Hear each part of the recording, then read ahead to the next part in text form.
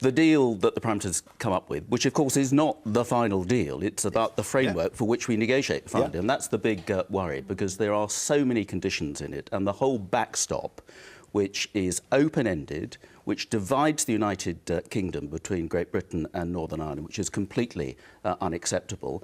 And effectively, when we've signed over the 39 billion cheque, when we've signed up to that 585-page document, we lose most of our bargaining chips. It's the wrong way to go about it. So it needs to be something very different to what the Prime Minister has battled hard for, but I'm afraid does not cut the mustard for what Brexit means to me and my constituents. Tim Lawton, why did Theresa May not start making overtures to Labour earlier, only ringing Len McCluskey this Not just to Labour, but sorry to jump in, but to you as well. Well, I think in retrospect, I would like to have seen a sort of big convention of getting the great and the good from business and politics, whatever, to try and sort this out, because it's always going to be really complicated. That hasn't happened, and part of the reason that hasn't happened is Labour has actually said they're going to vote against any deal before they even saw the terms of it. Now, Labour, back in the 27 election, on page 24, said they would respect the result of that referendum, and that referendum was to leave. Alice herself, when she campaigned to remain, said in her podcast the day before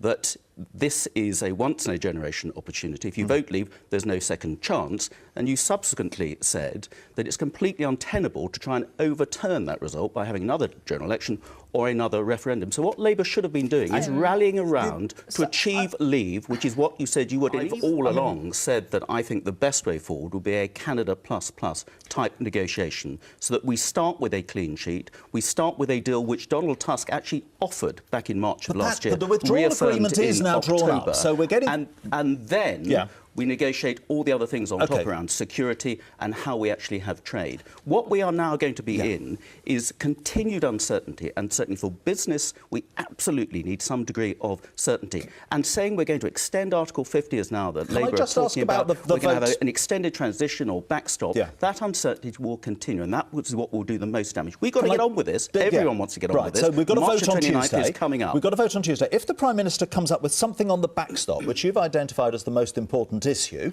will you do what so much of the public are saying and just get on with it?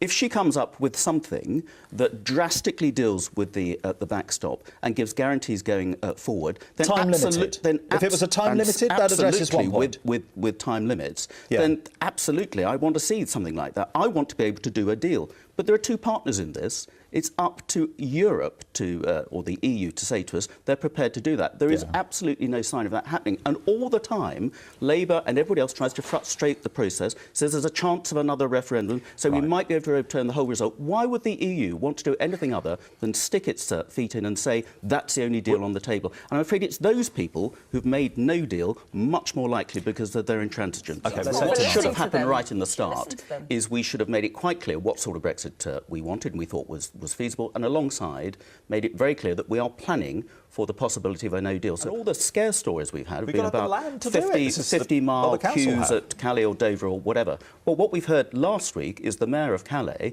rather offended, because he said we've actually been planning for a no deal for the last year, and we are going to make sure the lorries cross through Calais as quickly as they are now. Now, they're able to do it over there, so why haven't we addressed that over here? And again, I'm afraid it's just Project Fear. Why is it in the interests of EU to have lorry queues, remembering that £70 billion trade deficit is in favour of them? It is in nobody's interest not to have a solution for this.